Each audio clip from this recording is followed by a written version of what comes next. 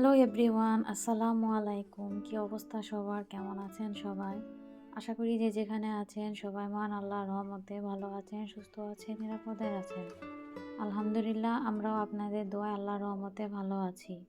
নতুন দিনে নতুন আরও একটি ব্লগ ভিডিও নিয়ে আবারও আপনাদের মাঝে হাজির হলাম। আশা রাখছি আজকের এই ভিডিওটি আপনাদের কাছে ভালো লাগবে। যারা আমার ভিডিওতে ক্লিক করেছেন দয়া করে একটি লাইক দিয়ে ফুল ভিডিওটি কন্টিনিউ করার চেষ্টা করবেন।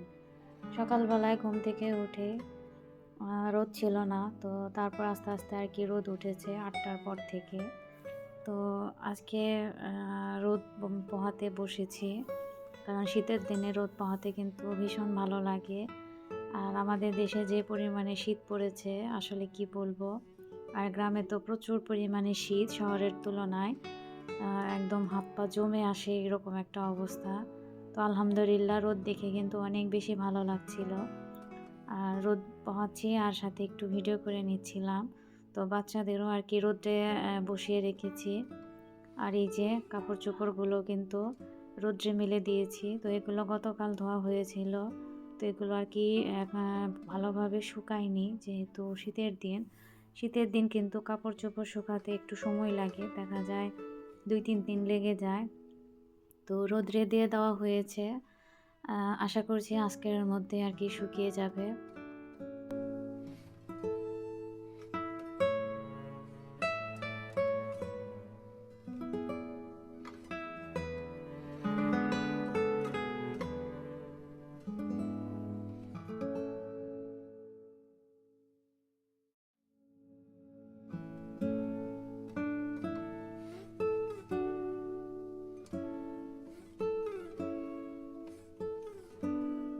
তো এই তো আমাদের সবজি বাগানে থেকে এখন শাক তোলা হচ্ছে। তো আমি বাড়ি আসছি পর থেকে এখন পর্যন্ত আর কি মূলা শাক খাওয়া হয়নি। তো আসলে শাক জিনিসটা একা খেলে কিন্তু আর কি শেষ হতে চায় না। তো বাসার সবাই যদি দেখা যায় একটু একটু করে খায় তাহলে কিন্তু ভালো লাগে। আর বাচ্চাদের কথা কি বলবো, ওরা আসলে শাক সবজি যে কেন খেতে চায় না আর কি, আমার খুব খারাপ লাগে। কারণ প্রত্যেকটা সিজনের শাকসবজি কিন্তু সবার জন্য এবং সব বয়সী মানুষের জন্য কিন্তু খুবই প্রয়োজন, কিন্তু বাচ্চারা এগুলো বুঝতেই চায় না।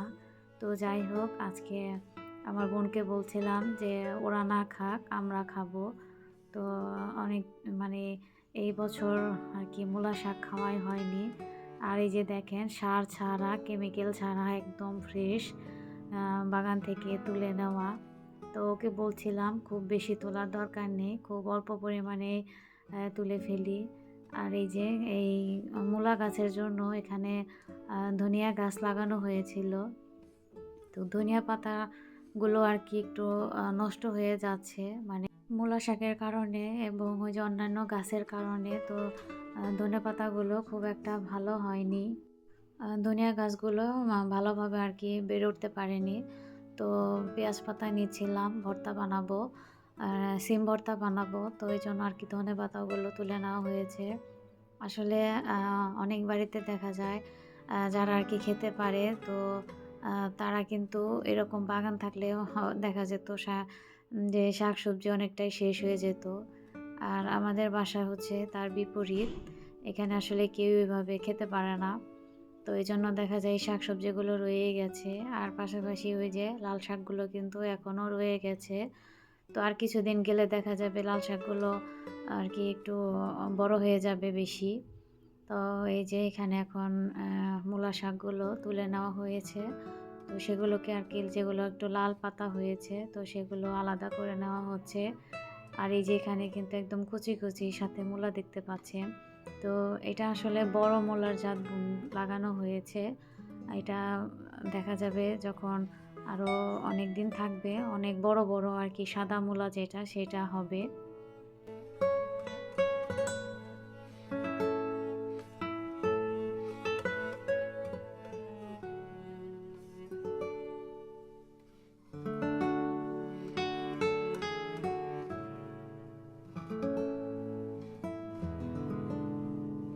তো শাকগুলোকে বেছে নেওয়ার পর এই যে এখানে পানি দিয়ে একদম ধুয়ে ফেলা হবে।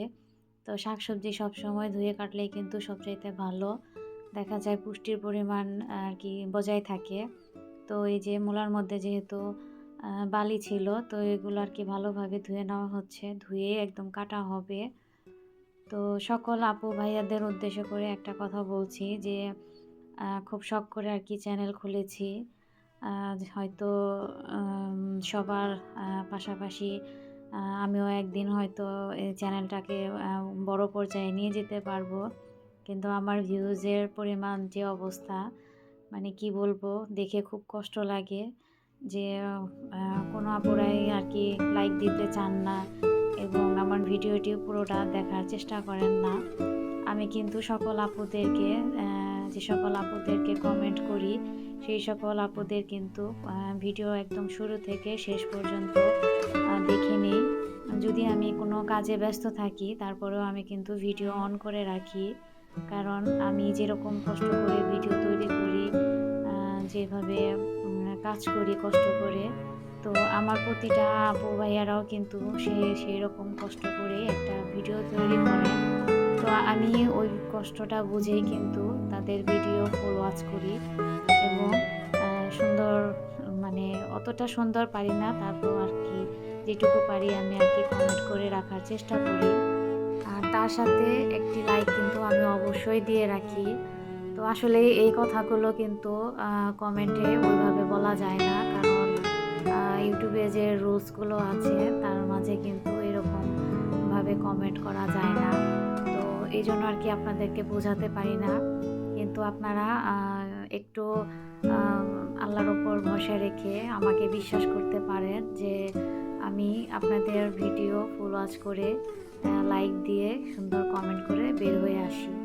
তো আমিও চাই যে যে সকল আপু ভাইয়াদের কাছে আমার ভিডিওগুলো পৌঁছে যায়, সেই সকল আপু ভাইয়ারা যদি আমাকে একটু সাপোর্ট করেন, আমার সাথে থাকেন, আমার কিন্তু অনেক উপকার হবে এবং আমাকে সাপোর্ট করলে আপনার কিন্তু কোনো ক্ষতি হবে না।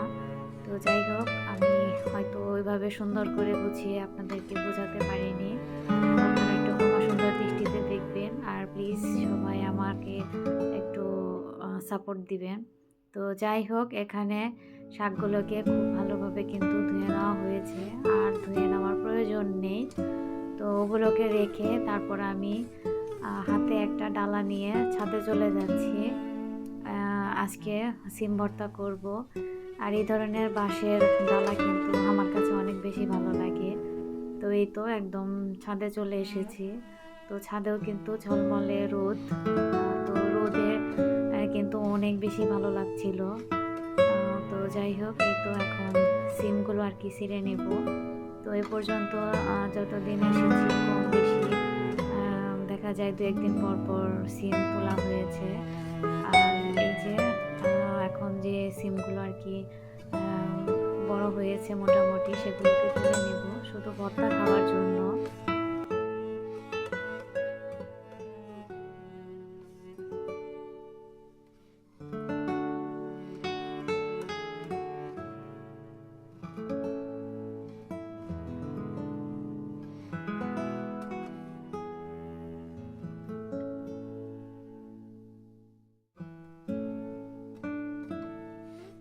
তো সব গাছগুলোই যেন কেমন হয়ে যাচ্ছে, হয়তো বেশি শীতের কারণে। আর আমার আম্মু বেঁচে থাকলে হয়তো গাছগুলো যেভাবে যত্ন করতেন, আমরা হয়তো সেভাবে করতে পারছি না। আর এটা আসলে করারও কথা না, কারণ আমার আম্মু কিন্তু গাছ বলেন, তারপরে মুরগি বলেন, কিভাবে আর কি যত্ন করতে হয়, কি খাওয়াতে হয়, কখন কি দিতে হয়, উনি কিন্তু অনেক ভালো জানতেন এবং বুঝতেন, সেই অনুযায়ী এগুলো যত্ন করতেন। আর আমরা কিন্তু আসলে অতটা গুরুত্ব দেইনি, কিংবা এগুলো যে যত্ন করব তার সময়ও পাইনি। তো তার কারণে দেখা যাচ্ছে যে ফুল ফল পরিমাণে কমে গেছে। আর সিম এখন খুব একটা ধরছে না, হয়তো অতিরিক্ত কুয়াশা এবং শীতের কারণে। তো এই তো এই সিমগুলো কিন্তু অনেক বড় হয়। তো যেহেতু ভর্তা বানাবো, অত বড় সিমের লাগবে না, তো কচি সিমগুলো নিয়ে ভর্তা বানালে কিন্তু বেশি মজা লাগে। আর এই যে দেখেন, এই গোলাপ গাছটার কথা কি বলবো, কি পরিমাণ যে মাশাআল্লাহ এত সুন্দর গোলাপ আর এত বড় বড়, আসলে আপনাদের ভিডিওতে ওইরকম হয়তো বোঝাতে পারছি না, কিন্তু কেউ যদি আর কি সামনে দেখতেন আপনারা, তাহলে বুঝতে পারতেন যে কি পরিমাণে ফুল ফুটেছে আর কি পরিমাণে বড় বড় হয়। তো আমার আম্মু ছোটোবেলা থেকেই ফুল খুব ভালোবাসতেন। তিনি যেখানেই থাকেন না কেন এবং মানে যেখানেই থাকতেন সেখানেই তিনি ফুল গাছ লাগাতেন। আর এই যে দেখেন কি সুন্দর কালার, সত্যি আল্লাহর অপরূপ সৃষ্টি। গুণের কথা বলে শেষ করা যাবে না। তো আমি একটা ফুল ছিঁড়ে নিচ্ছি। আমি আসলে কখনোই ফুল ছিঁড়তে চাই না। খুব কম দেখা যায়। আসলে আমার ফুল ছিঁড়তেও ভালো লাগে না। কিন্তু এই ফুলটা কেন জানি আমি ছিঁড়লাম, আমি নিজেও জানি না। তো ফুলটা ভালো লাগছিল। ভাবলাম যে সাথে করে নিয়ে যাই। আর এই যে দেখেন কি পরিমাণে সিম তুলেছি, একদম কমই। যেহেতু শুধু ভর্তা খাওয়া হবে। তো তার সাথে একটা গোলাপ ফুল। তো দেখতে কিন্তু খুব সুন্দর লাগছে কালারগুলো। তো তো এখন নিচে চলে যাব, কারণ রান্না করতে হবে। ঘড়িতে অনেকটা বেজে গেছে। তো আজকের এই ভিডিওটাকে আমি ২ পর্বে আর কি আপনাদের মাঝে শেয়ার করব। তো আজকে কারণ অনেক বেশি বড় হয়ে যাবে। তো এই যে নিচে এসে কিন্তু সব কিছু কাটাকাটি করে নিয়েছি শাকগুলোকে, এবং এখানে আমি মূলা সহই রেখেছি।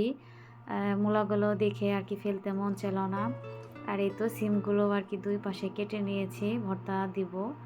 তো আজকে সকালবেলায় শাক ভর্তা এগুলো দিয়েই আর কি সকালের নাস্তা হবে। তো এই ভিডিওর পরের অংশটি হয়তো আগামীকাল আপনাদের মাঝে আমি শেয়ার করব। তো আমি একদম ভিডিওর শেষ পর্যায়ে চলে এসেছি। আজকে বিদায় নিচ্ছি। ফিরে আসবো আগামীতে নতুন কোনো ব্লগ ভিডিও নিয়ে। সে পর্যন্ত আপনারা অনেক বেশি ভালো থাকবেন, সুস্থ থাকবেন, নিরাপদে থাকবেন। আপনাদের জন্য সবসময় দোয়া এবং ভালোবাসা রইল। আল্লাহ হাফেজ। আসসালামু আলাইকুম।